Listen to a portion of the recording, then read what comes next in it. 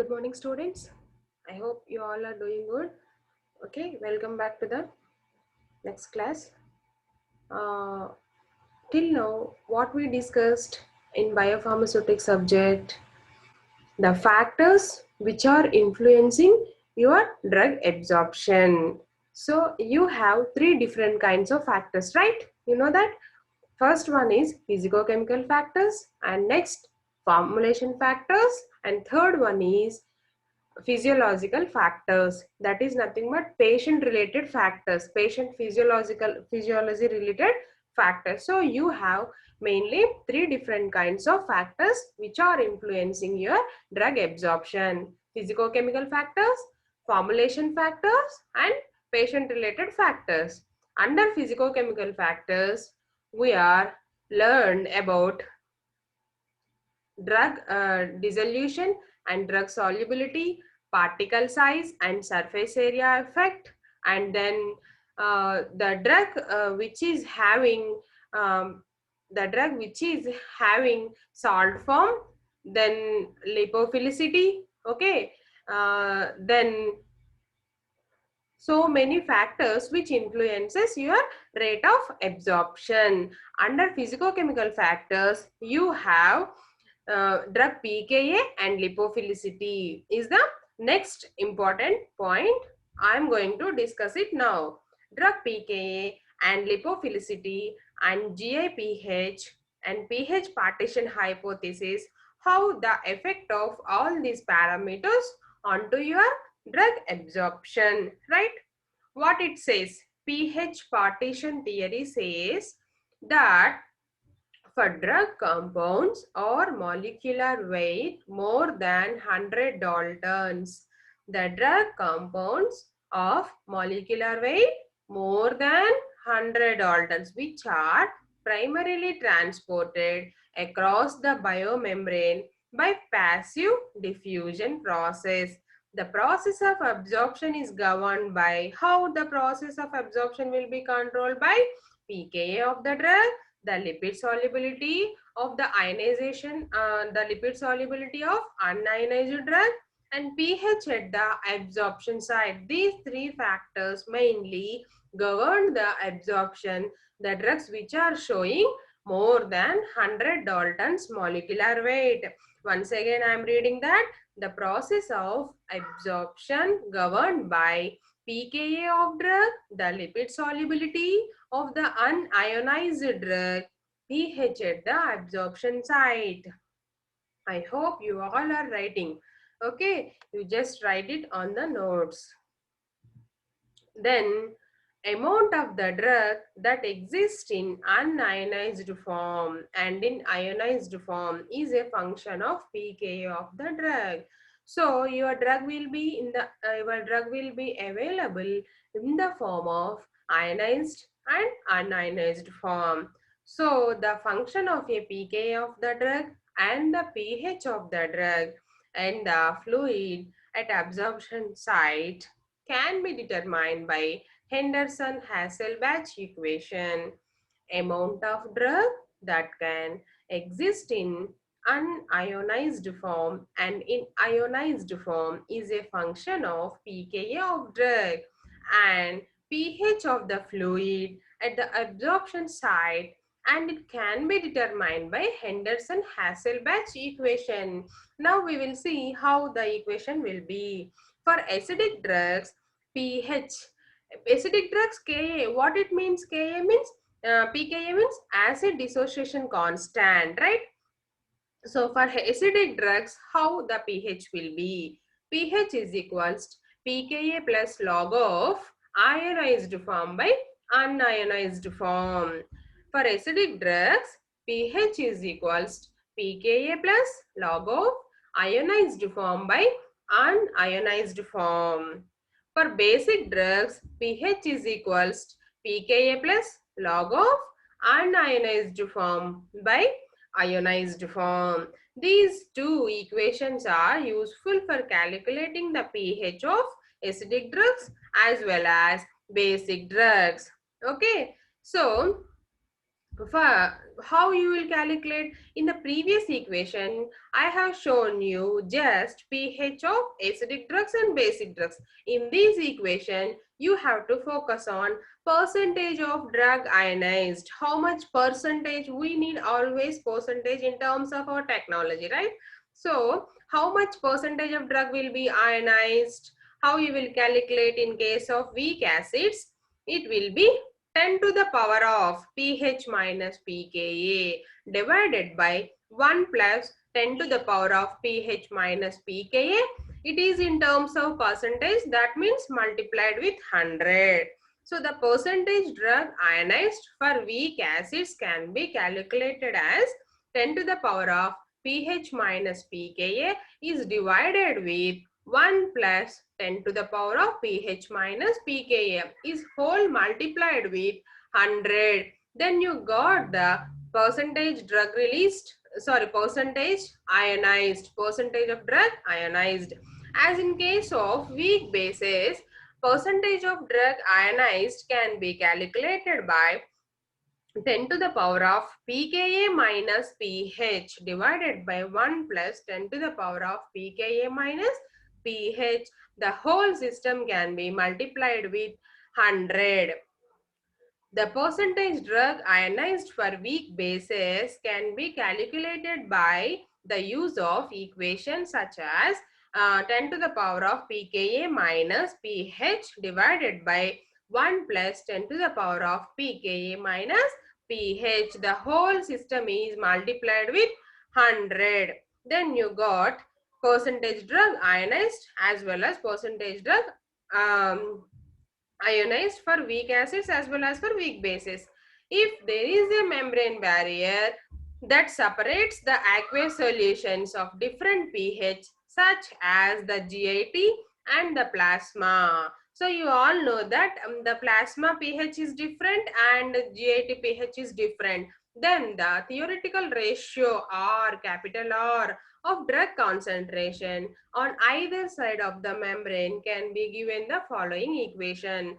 If there is a membrane barrier that separates the aqueous solution of different pHs, so the membrane will be getting separated your GIT and the plasma. So it is having some separate it separates at different pHs. Then the theoretical ratio of drug concentration on either side of the membrane can be given by the following equations. The for weak acids, Ra is equals to CGIT by C plasma. When you divided CGIT with C plasma, you will get capital R for A stands for acids, that is equals to 1 plus 10 to the power of pH in the GIT minus pKa. The system is divided with 1 plus 10 to the power of pH plasma minus pKa. For weak bases, capital R with respect to the B is equals to C GIT is divided with C plasma, that is equals to 1 plus 10 to the power of pKa minus pH of GIT. Whole system is divided with 1 plus 10 to the power of pKa minus pH plasma. Okay, this is about your drug pKa as well as drug pH, which influenced by your Henderson-Hasselbalch equation. Henderson-Hasselbalch equation, that is nothing but pH partition hypothesis. Next factor next physicochemical factors which influences your drug absorption is lipophilicity. Ideally, for optimum absorption, a drug should have or drug should possess aqueous solubility to dissolve in fluids at absorption site, as well as lipid solubility high enough to facilitate the partitioning of the drug in the lipoidal membrane. So the Ko by W is equals distribution of drug in organic phase and distribution of drug in aqueous phase. That is a partition. Okay. That is lipid solubility. Partition coefficient increases, percentage drug absorbed is also increased. You already studied under partition coefficient. When you plot the graph between rate of drug absorption on y-axis pH of GI lumen and x-axis it will give two curves, one for acidic drug and one for basic drug. So the pH absorption curves for acidic and basic drugs plotted lines indicates the curve predicted by pH partition hypothesis, and bold lines indicate that the practical curve. These bold lines are indicating the practical curve and the dotted lines indicated the pH partition hypothesis curves. What are the main limitations? Presence of virtual membrane pH, absence of ionization of drugs. So presence of virtual membrane, virtual means it is an assumed membrane, it's not a correct, but you will get the curve like this bold line. This is an assumed membrane, just we thought it, okay, just that is an idea. The presence of virtual membrane. From the experimental data, it was seen that the difference in rate of absorption of salicylic acid at a given pH, from that it is predicted by pH partition hypothesis. This is led to the suggestion that a virtual pH membrane from luminal pH exists at the membrane surface, and absorption of ionized drugs. An important assumption of the theory was that permeation of ionic drugs is negligible, since rate of absorption is 3 to 4 times less than that of unionized drug. So in case the presence of your ionized drug is showing less absorption as compared to unionized drug. So pH absorption curve suggests that if a drug have a lipophilic group in their structure, despite their ionization, they will be absorbed passively. So the limitations, what are the limitations of this lipophilicity? Presence of virtual membrane pH, absorption of ionized drug, and influence of GI surface area and residence time. According to this theory, acidic drugs are best absorbed from stomach and basic drugs are best absorbed from intestine, in which conditions they are unionized in large extent. This could be true under conditions where surface area of intestine and stomach are same. Okay. It is also explained that once the acidic drug reaches intestine, the remaining fraction will be poorly absorbed, and unless a basic drug reaches intestine and absorbed considerably, therapeutic effect may not attain. Suppose what we are thinking, generally what is our thought, acidic drugs are more solubilized, more showing absorption in stomach. But in some cases, your acidic drug will exhibit more absorption rate from the intestine. The sentence meaning is that irrespective of GI and degree of ionization, both acidic and basic drugs are absorbed in the intestine. This is due to the large surface area and more residence time of the drug in the intestine. You already know the effect of surface area. In the presence of aqueous unstirred diffusion layer. An aqueous unstirred diffusion layer is exists between the bulk of the fluid and the membrane. An aqueous unstirred diffusion layer is exist between bulk of the luminal fluid and the membrane. Such a layer has a real thickness and is a barrier to absorption. For a drug to get absorbed, first the drug has to diffuse, you know that, through this unstirred layer and then through the lipoidal membrane. Thus, the drug having good lipophilicity can pass through the lipoidal barrier very fastly. But diffusion through unstirred layer will be the rate limiting step. I already told you in the previous classes so many times how the absorption will be, what is the surface area, how the particle size will influence, how the lipophilicity will be influenced, how the diffusion pattern will be, and how it passes through the bulk of the solution from the site of administration. So the words are, the sentences are repeating many times in different manner. You just read it, definitely you can understand very easily. Those are very flexible sentences, very simple sentences, you can learn those very easily. It's not a tough. Okay. And then the last physicochemical parameter which influences absorption is drug stability. A drug for oral use may destabilize either during shelf life or in the GIT. What do you mean by shelf life? Half life means 50% of the drug will be there, and shelf life 90% of the drug will be exhibits as it to original form. That is nothing but shelf life. Two major stability problems resulting in poor bioavailability of an orally administered drug and degradation of the drug into inactive form, and sometimes these problems may be arised only for few cases okay. If your drug is unstable in the GIT, you cannot take it by oral route. Okay, so you need to modify the dosage form, you need to modify the route of administration and all in such cases. And then what are the major examples for this stability? Major stability problems resulting in definitely poor bioavailability. If your drug is having good stability, then it attains 90% at least bioavailability.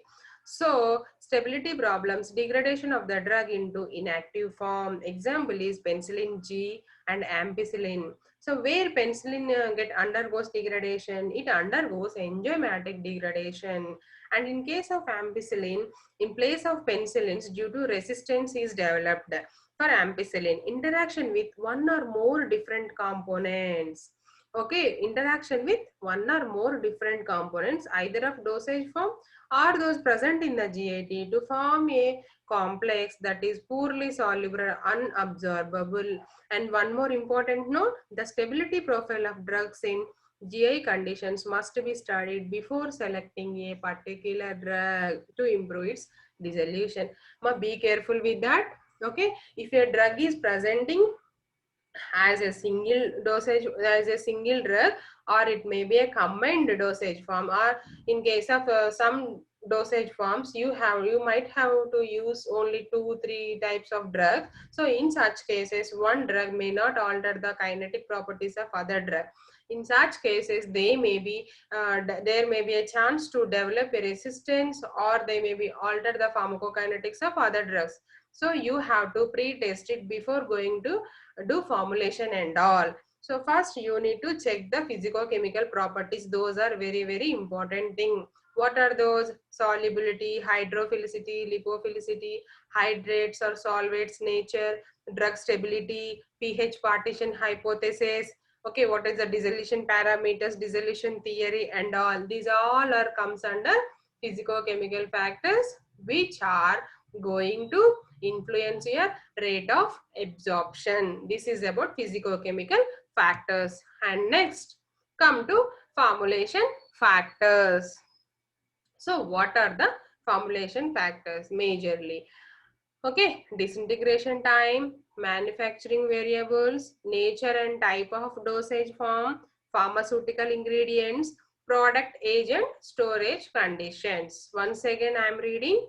Formulation factors are of disintegration time, manufacturing variables, nature and type of dosage form, pharmaceutical ingredients or excipients, product age and storage conditions, right? Now we will discuss about disintegration time. So when you keep it in your mind, disintegration time, when you are going to use tablets or capsules, you should be aware of these disintegration time and all. You should know the how the disintegration time will be happened and what it places a major role, how it affects the absorption here. That is the main aim now. So for that, disintegration time, rapid disintegration is important to have a rapid absorption. So lower disintegration time is required. Rapid disintegration is important to have a rapid absorption. So see here, fast disintegration is useful to get a fast absorption. So lower disintegration time is required. So definitely it is having low disintegrating time.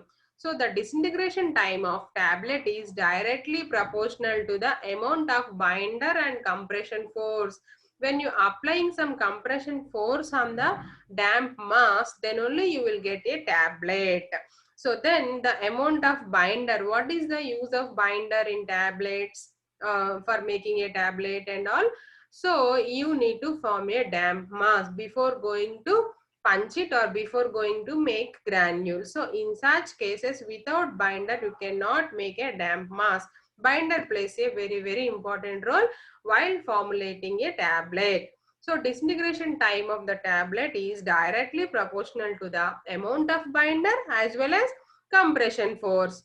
Next one is in vitro disintegration test gives no means of guarantee of drugs bioavailability. So exactly, disintegration time will not give guarantee for bioavailability, because if it is the disintegrated drug particles do not dissolve, then absorption is not possible. What is our aim? Definitely they should have some solubility. Our particles should have some solubility. If these are not having any solubility, so definitely there is no chance to get proper absorption. That's why examples are coated tablets. They have long disintegration time because they are encapsulated with coat. So first it will get dissolved or disintegrated, means definitely the coat will get dissolved. It will take some time. So they have long disintegration time. And fast dispersible tablets have short disintegrating time. See, the slides are very clear. Once you go on reading, you can get the knowledge of pharmaceutical factors very easily, ma. Next factor is dissolution time. Dissolution is a process in which a solid substance is solubilizes in a given solvent. That is, the mass is transferring from one state to other state, that is solid state to liquid state. Dissolution time is also an important factor for which affects the rate of drug absorption. And manufacturing variables. What are the manufacturing variables? Excuse me.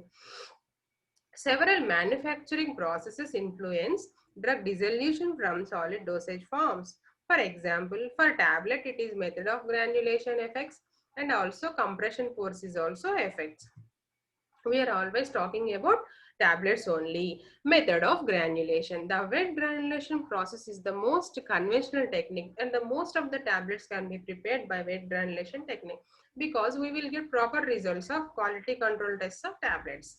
Next class I will discuss it. The tablets that dissolve faster than those made by other granulation method. That's what.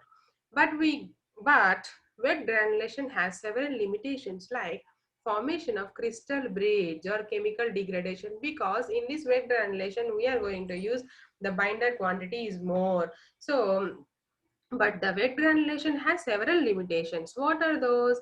Formation of crystal bridge. Once the bridge will be formed, definitely it will get some problems in disintegration as well as dissolutions, right? And it prone to chemical degradation processes also. The method of direct compression force has been utilized to yield the tablets that dissolve at a faster rate.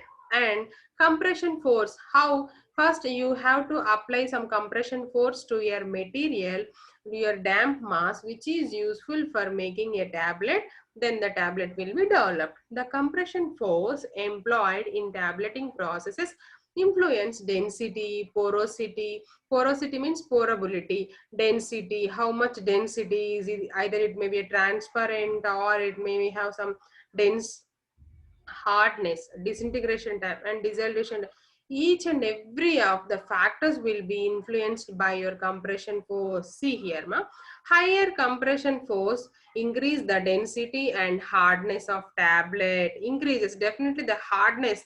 The breakdown nature of the tablet will be hardness of the tablet will be increases, and decreasing the porosity, and hence penetrability of the solvent into the tablet is definitely slow. Then you may get, what is the result? Finally you may get slowing of dissolution and absorption. So for that reason you have to use an optimal compression force. For an optimum tablet or for a good tablet, what are the main factors? Means you may get optimum hardness and fast disintegration time, okay, and fast dissolution time.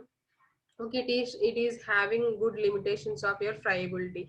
These four types of quality control tests are there to analyze a good tablet based on its compression and all. So then next, on the other hand, higher compression force causes deformation.